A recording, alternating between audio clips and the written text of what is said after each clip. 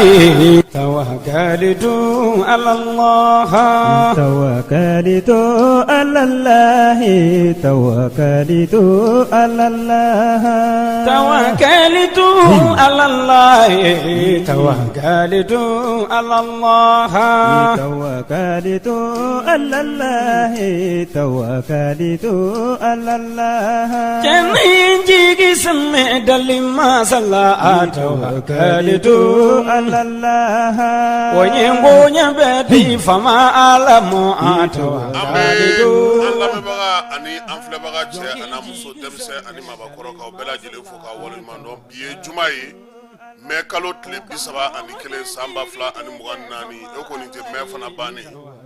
sini shuen kalo tle folo e ni ala sonama bi wula dai na minye anga kiwari ula mbaba e mi amena na hoda outloka asoroka do awala wala lila adogo dogo nyaw ulu bela jele konnana Sordasiu ulu ka nyema no ye chef d'état-major yi dogokun araba o araba ulu mune nyema ye ube lajeke chef d'état-major ale ka dagayro la ni dogokun ta otara ke police la ka ufe ka sababu ke wakati ni wakati chef d'état-major ba foko uka yala uka ta yoro woro la ya saminye beni kirenya obe sinsi tokomi Sorasi polisi gendarme garde ozo ferana to bela jile nyama ulu ni nyanche munu me wulu masiri tabaw ga ko konna na dogon kele kiwari ko lu falen fale ko polisi directeur ka labe ngonyuma ngene ko bara mintara ka fe ka kanga fo alaka chesiri anaka polisu ku ye mawu kumbe kanye semesesi ni aleye mamunu meta sengana fiyo bola luka soro bendege moroi alega mado tume kalana Algeria ka ufe o kalango insa okoko ni olola mina anatlaka oda outloka sedao ko akasigi ku kwayo jekwe Cap Vert jamana kuntigi alego ko ni sedao ma fale ko foi make ko sabula ko minye jekulu inye mamunu ba musaka bo munu bolo do no akoro ko lu de keleno ka akebi jekulu mi ni ani jamana don kuntle na otse gata fangelen fe sedao kelei Niger premier ministre ka ba nyini sedao jamana fe ko kana ayesi kornana ko sabula ko kuntle na mbulla ayesi la ko sininya sigibe o de la jamana don nga nafa ko bi soro de kornana egli uluye nali damine minye Mohamed Kamara chamancha uye ale dulon France ka ofe match nani ko ato falay France Fédération et Ligue professionnelle te kelenyo munu me championnat organisé uluka soro ni France Fédération ga soro fonte ulute bara kelenyi donc Ligue professionnelle mo ul de adlo comme ul de dula to labe ulu fe ul ta o ka terrain ul ta o ka fonye ko ale kon te bolontana match nani nana so oni gana ka nga nyon soro ma ko bala akana o bolonta o ti francier auka bolonta ina coupe du monde éliminatoire la Maroc bi ni tege no de wali bolonta kono don de bi na ta ge Maroc ka jamana shi ndula ti tere o mai nako ngoni nko ni kafu ere ma laja abonu warba be soro jamana ba aw bulu ate musaka duma ku de no oye fo ba fo dro ku ga stade mai ko ndula ti sega ke ala ja chaman tu ya nyini Mali fe me ko Mali Fédération nyina mate Mali kuna ulu sega ko nyina bo sino ni wakati na jamana do be ulu ko nga bolonta nga ke ande la Guinée nunu mais ni nyamate kafu ni FIFA nunte do mana ko la mo ko fe o parce que ibe sega mo go de me ko na nga sharia uga sharia yede anga hijitalaw munu ye gouvernement munu bora kunu ku sera Madina Ibrahim Jawara alebe ale tarolu kume mi mana bola ana oda ma ulu tuloka soni sisan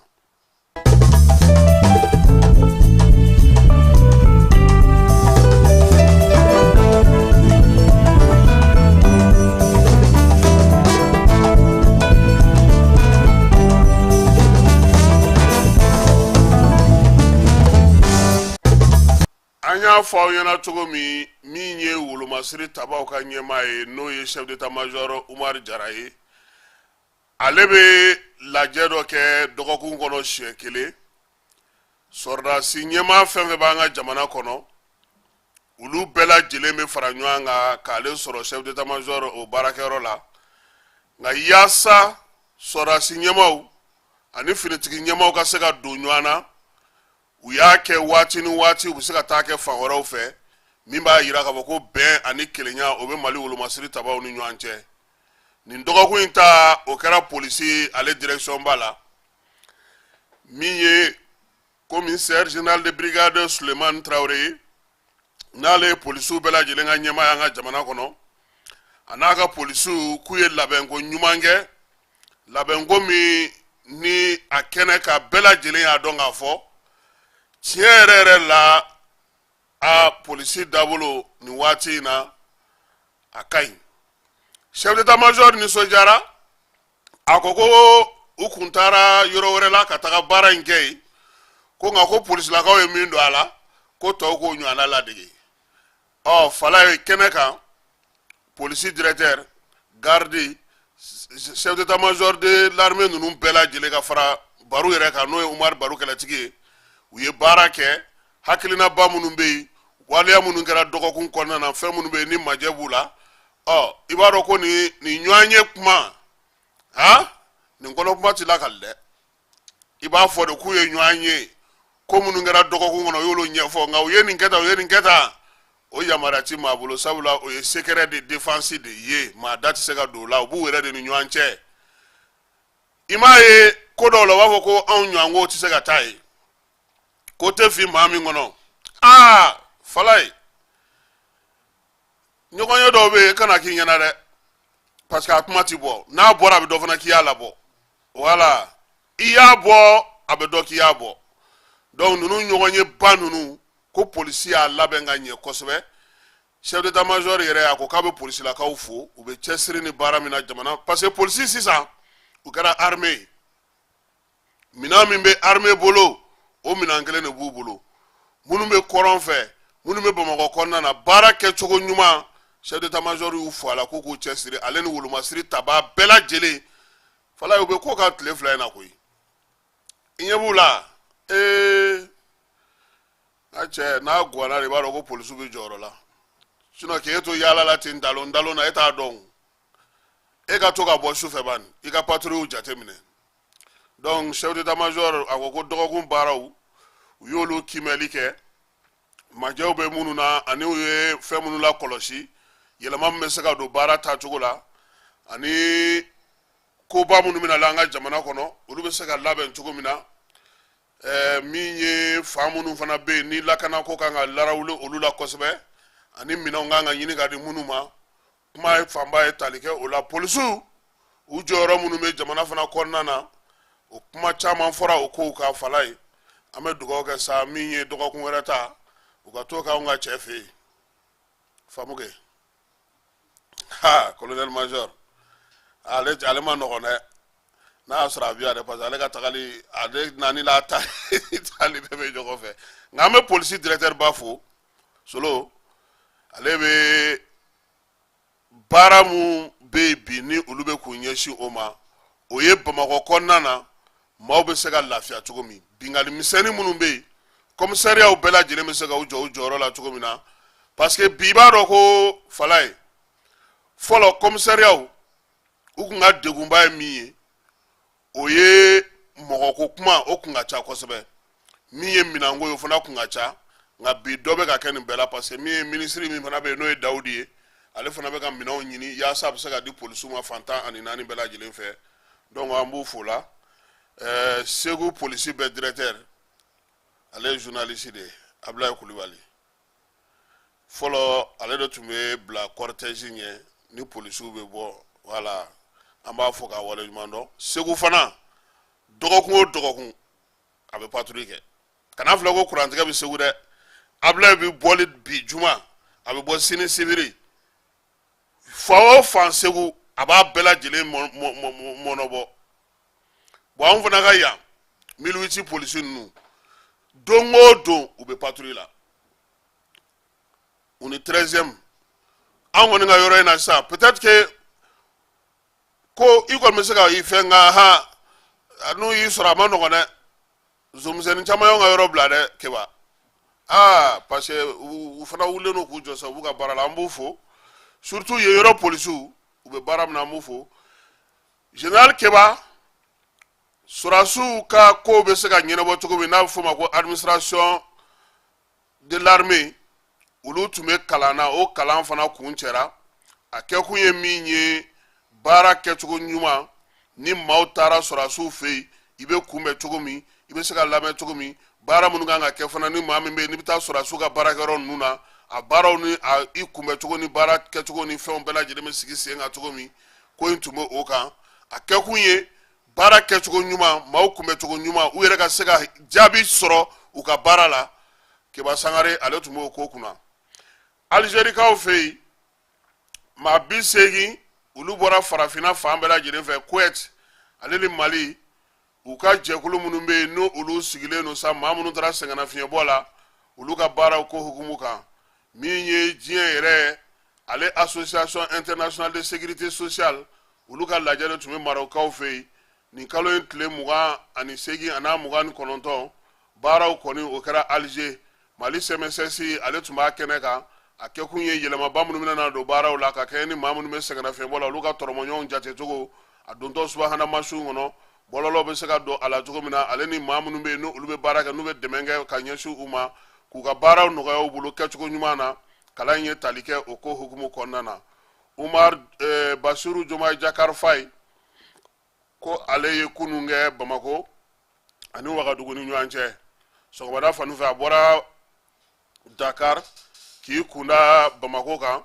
balmaya ni sinjia ale ni sigi nyogo nyumanya baraw anana ulude ke bolodi nyogo mam be saka ka anini jamana nunu ni nyanche ko uka kuma we talike o la kosbe Burkina ka ofe ja Burkina refuna ka mi nombe bo Dakar ka tama on fe o ulu fana bata Senegal port fe me be Mali de chachi ale ni Ghana nu ko dadu na kuma obela che nyebe wolo fo ga jamana kundi na ga ke ko han aba mago donne parce que alebe ka jaminda ayesi be ka sigi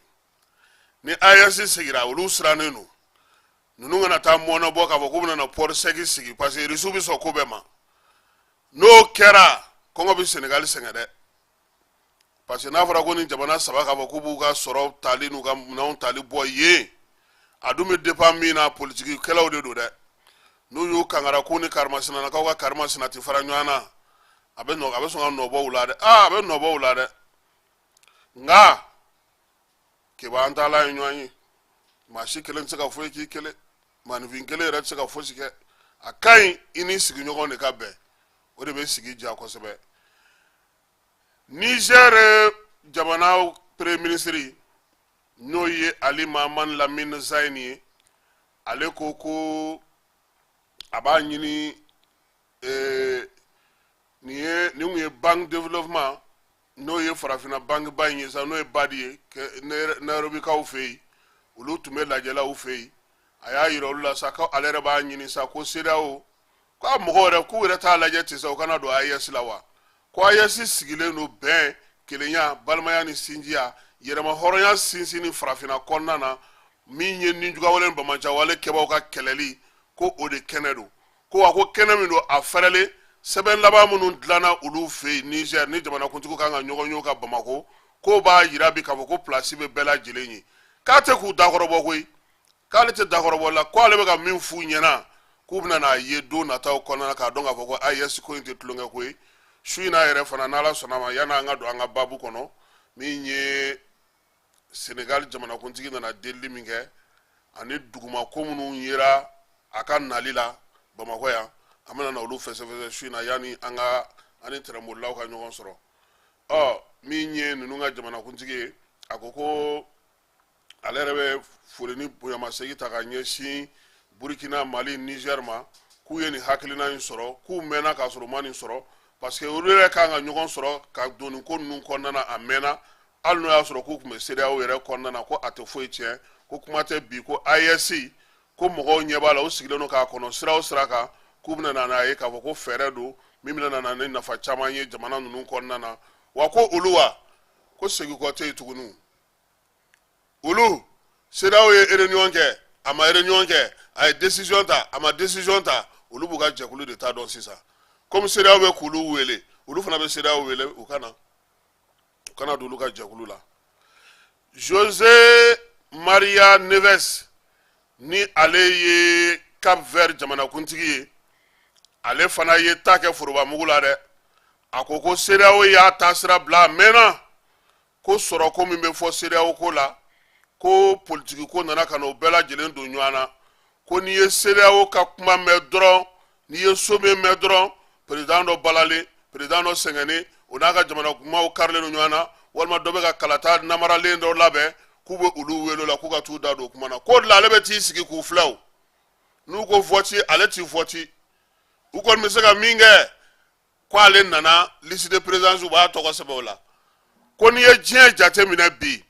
ko diɲɛ bɛ ka yɛlɛma de taabolo kuraw de bɛ ka bɔ wa ko taabolo kuraw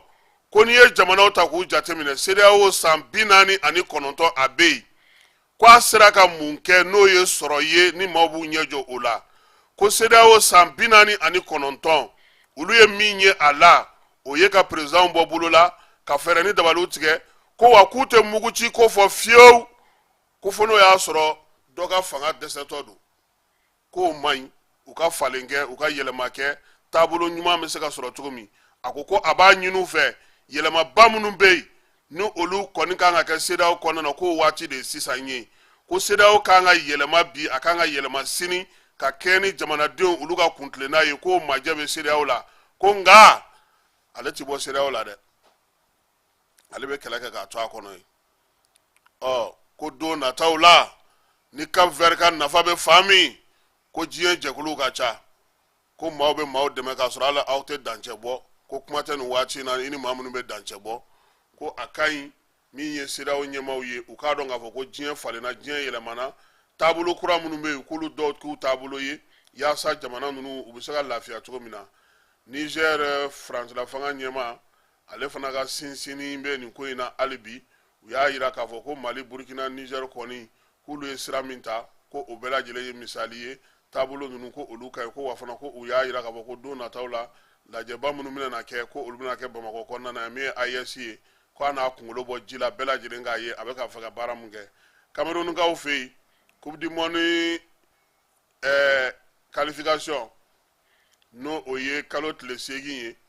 e ko Cameroun ni Cap Vert yɛrɛ de tɛ ɲɔgɔn na wa ko olu ka o groupe in kɔnɔna na ko sigasigana bɛ yen dɛ sabula min ye Cameroun ye fédération ni Eto ko olu kɛlen don ka tɛlɛ kɛ ɲɔgɔn na kabini ntɛnɛn don Eto ko entraîneur ko k'o gɛn ninnu ko entraîneur tɛ gɛn k'olu de bɛ wari sara a ye entraîneur yɛrɛ k'o ye walan sɛmɛ ka taa n'a yɛrɛ ye wa n t'a dɔn o y'a kɛ cogo di ko bi kɔni min ye u ka ministre min bɛ farikolo ɲɛnajɛ ko kunna ale ni Samuel Eto k'u kɛlen don ka min ye feka futu ni farikolo ɲɛnajɛ yɛrɛ kɔni nɛgɛbɔ maaw la pewu ko n'i y'a ko jateminɛ ko fo sigi ka fɔ de ka kɛ wa ko président ko min kan ka nin ko ɲɛnabɔ a ma nɔgɔn Cameroun maa min bɛ se ka taa polibiya la ko n'u sɔgɔma k'a fɔ ko a kana balontan ko ɲɛnabɔ dɛ ko cɛ tɛ yen u taara président in wele bi y'a wele Beatrice u t'ale wele a ka taa fa la kunun ka bɔ sunɔgɔ la sɔgɔma n'a yɛrɛ bɛ jamana la yen kɛ o fana ɲininkali kan ka kɛ o n'a sɔrɔ a bɛ yen yɛrɛ fɔlɔ n tɛ ale ka ko ka ca ni ma dɛ ale tɛ nin ko ninnu na Gabon jamana ɲɛmaa n'o ye général Brice Oligui Nguema ye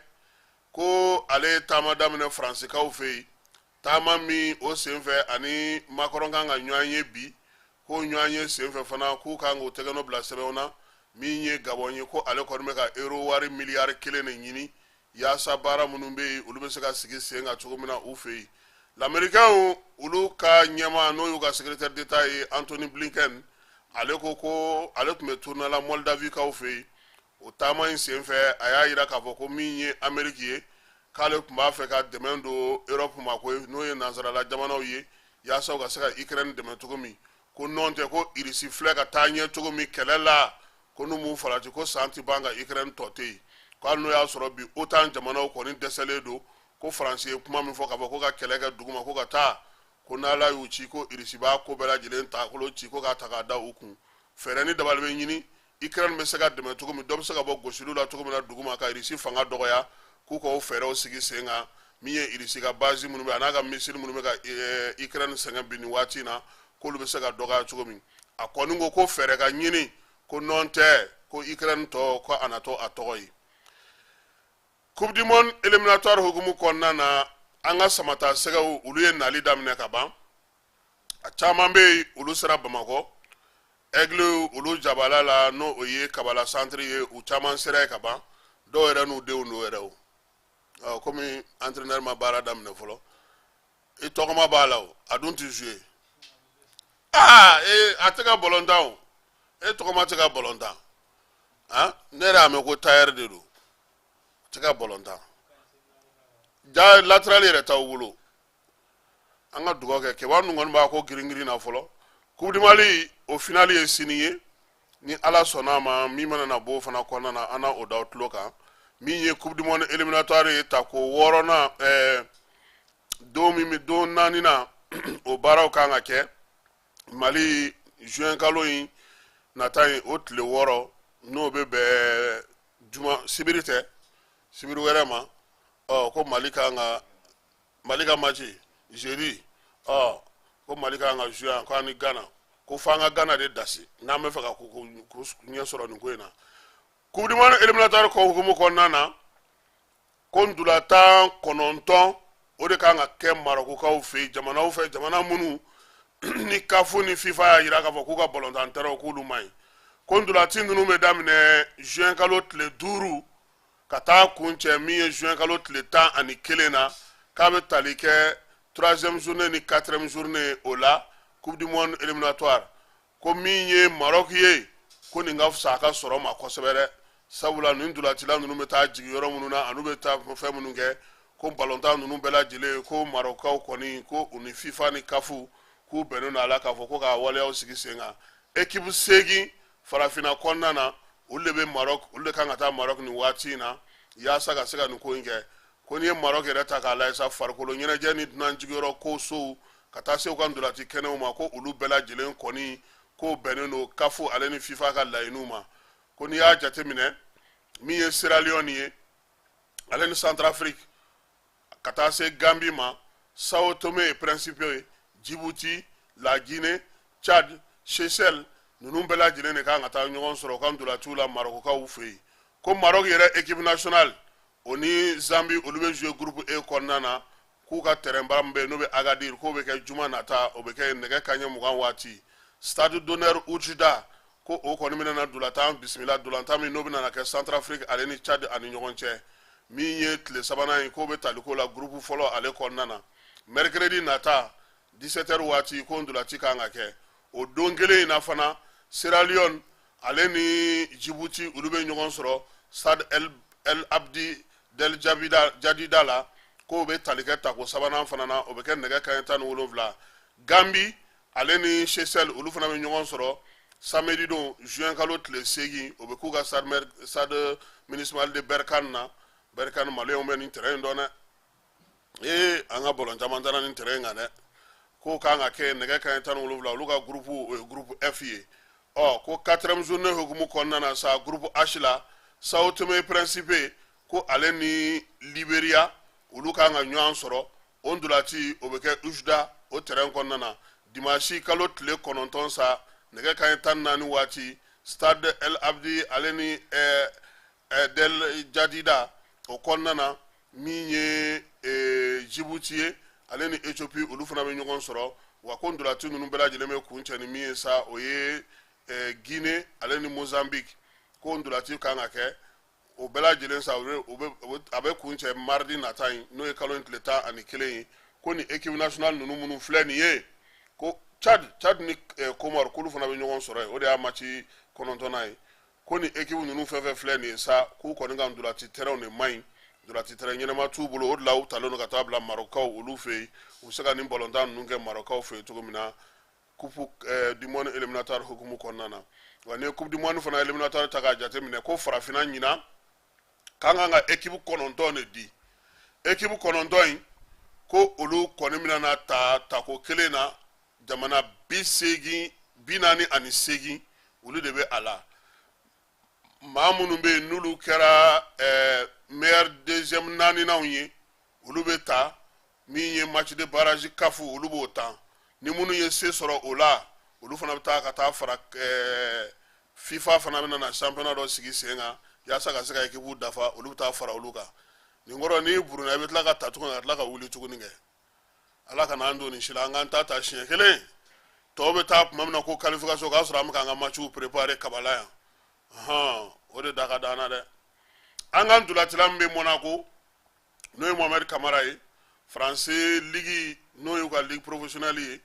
ko ale ma sɔn fiyewu ka fɛn dulon a ka duloki min kan min b'a jira k'a fɔ ko cɛ ni cɛ bɛ se ka ɲɔgɔn furu muso ni muso bɛ se ka ɲɔgɔn furu k'o majamu k'o sankɔrɔta k'o k'a taabolo ye ko a ma sɔn o ma o ka nɔrɔ a ka balontan fini na fiyewu o kama sa ko France ligue kɔni y'a jira k'a fɔ ko match 4 san wɛrɛ ndolataw na a t'o ta Monaco fɛ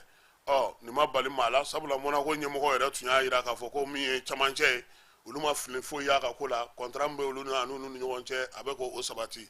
sisan yanni an ka don studio kɔnɔ an ye kibaruya sɔrɔ k'a fɔ ko Zege n'u b'a wele ko Musa Jara ale ni Alu Traoré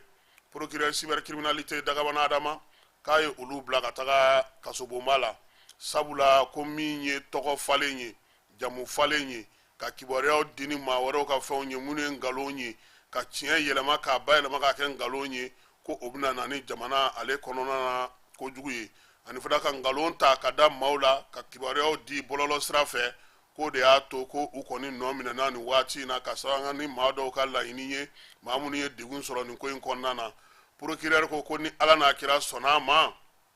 ale ka sɛgɛsɛgɛli n'ale ka ɲininkali bɛɛ lajɛlen kɔfɛ kiiri min bɛ sigi ale fɛ yen n'o ye juillet kalo tile fɔlɔ ye o ni Bubata bɛ sɔn ka kɛ don kelen ye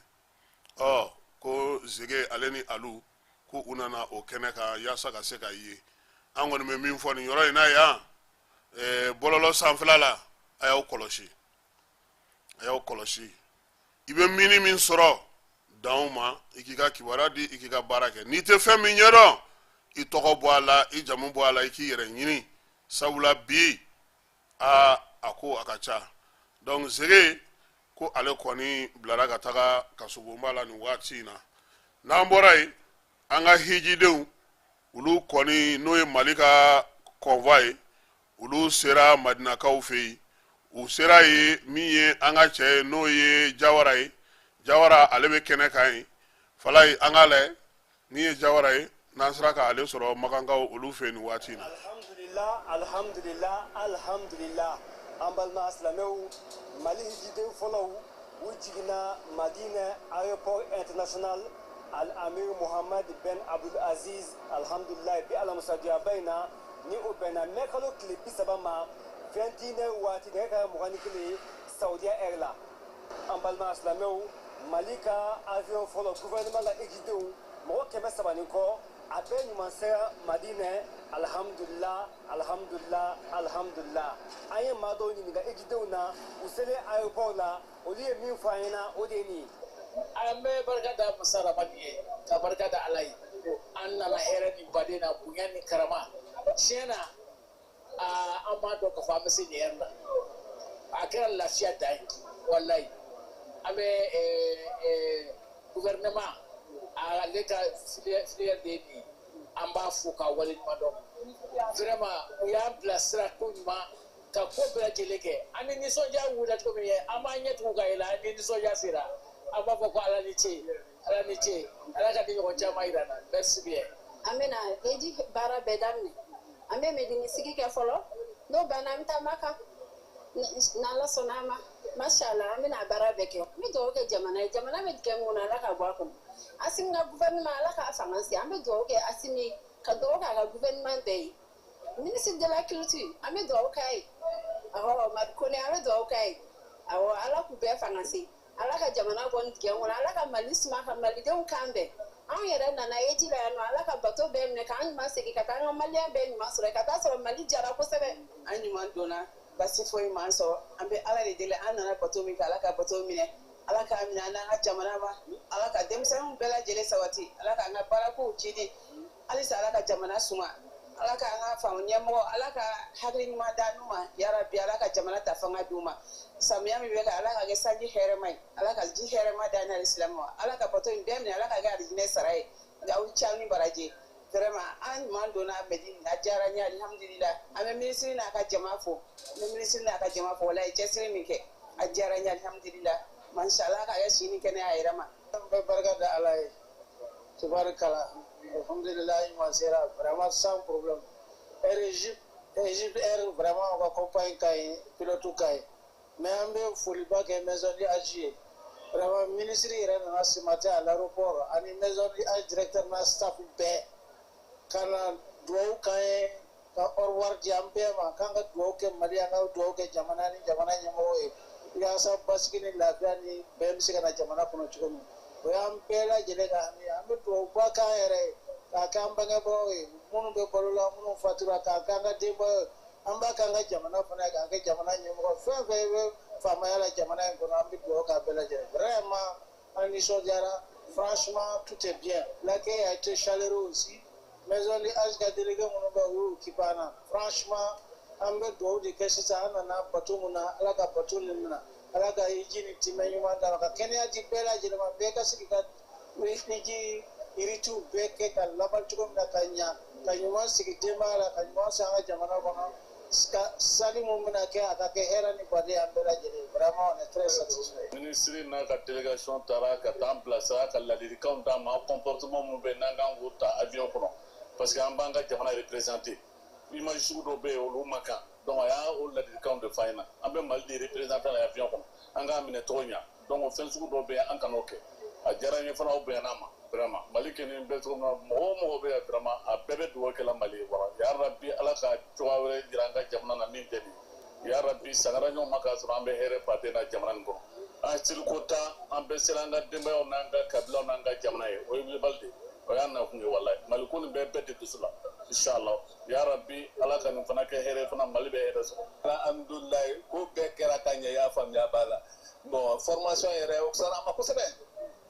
formation sara an ma kosɛbɛ wa guide y'u ka baara kɛ an bɛ se yɔrɔ fɛn fɛn na i y'a faamuya b'a la u b'an bisimila ye u b'an bisimila ye i y'a faamuya donc ka siraw yira an na an kɔni bɛ yɔrɔ min na bi bi in na kɔni i y'a faamuya b'a la bon ni balu kɛra kɔni sɛgɛn ye wajibi ye sinon vraiment on est vraiment satisfait vraiment an kɔni bɛ dugawu kɛ i y'a faamuya jamana ye jamana ye dɔ kɛ dɛ jamana ye dɔ kɛ yɛrɛ u ye dɔ kɛ yɛrɛ de y'a faamuya b'a la bon mais dɔ man di n'o tɛ u b'a ka yɛrɛ de an bɛ dugawu kɛ ya Rabbi an ma ala ka barika d'u la ala ka tɔgɔ duman d'u ma ayiwa alhamdulilayi an balima silamɛ an b'aw fo ni ka walimadɔn o tuma gouvernement ka ejidenw ka avion fɔlɔ alhamdulilayi rabbil alamin ni y'o selen ye Madina alhamdulilayi an y'u kunbɛn aéroport la k'u sɛnsɛn fo ka na hôtel la hôtel Jawharatul Rashid alhamdulilayi rabbil alamin o tuma an bɛ dugawu kɛ ya Rabbi avion tɔ bɛɛ ka se yan inshallahu an b'aw fo ni ka walimadɔn Ibrahim Jawara ka bɔ Madina inshallah wassalamu alaikum shukran barakallahu fikum inshallah okay thank you ayiwa ni ye Jawara ye an yɛrɛ b'a fo k'a waleɲuman dɔn a ka lasiliko ɲuman na ka bɔ Madinakaw olu fɛ yen hijidenw kun fɔlɔ n'o ye gouvernement ta ye k'u sera hɛrɛ ani baden na an bɛ dugawu kɛ ala ka hiji timɛko ɲuman jira an na aw ni anw nɛgɛ kanɲɛ 21 Keba Jalo k'i fo Amara Nuhu Keyita ka taa se Falayi Keyita ma maninka 2 b'an cɛla yan cɛw ala ka dugu ɲuman jɛ